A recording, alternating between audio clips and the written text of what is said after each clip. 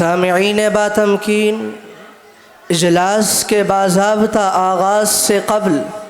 مناسب معلوم ہوتا ہے کہ آج کے اس روح پرور اجلاس کا اجمالی خاکہ آپ کی خدمت میں پیش کر دیا جائے۔ چنانچہ آج کے اس نورانی و روحانی ماحول میں جہاں رب ذوالجلال کے کلام مقدس کی تلاوت سے قلوب میں شمع ایمان فروزاں کی جائے گی، تو وہیں بارگاہ رسالت مآب صلی اللہ علیہ وسلم میں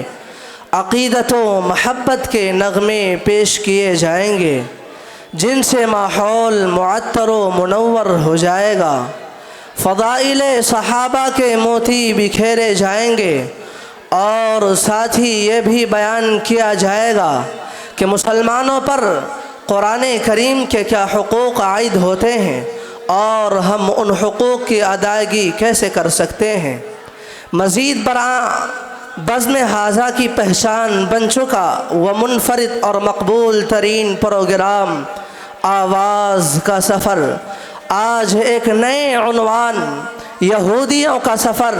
عیاریوں کی شاہراپر کے ساتھ بھی پیش کیا جائے گا، جس نے بہت کم وقت میں عوام و خاص کے دلوں میں اپنی جگہ بنا لی ہے۔ اور ان سب سے بڑھ کر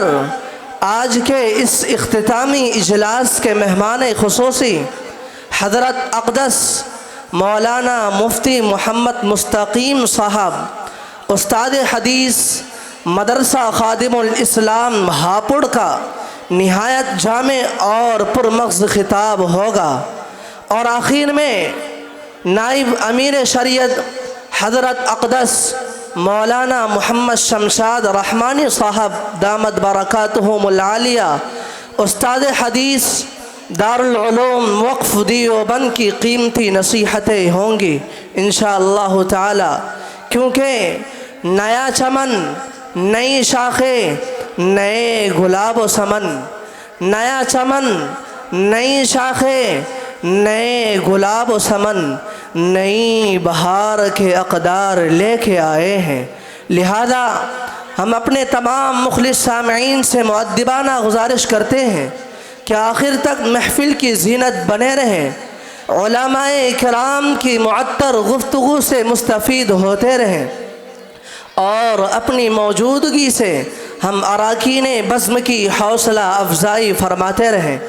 کیونکہ چمن کی شناخت بھی آپ سے ہے، چمن کی رونق بھی آپ ہی سے قائم ہے، اور اس محفل کی کامیابی کا سرمایہ بھی آپ کی شرکت اور محبت ہے۔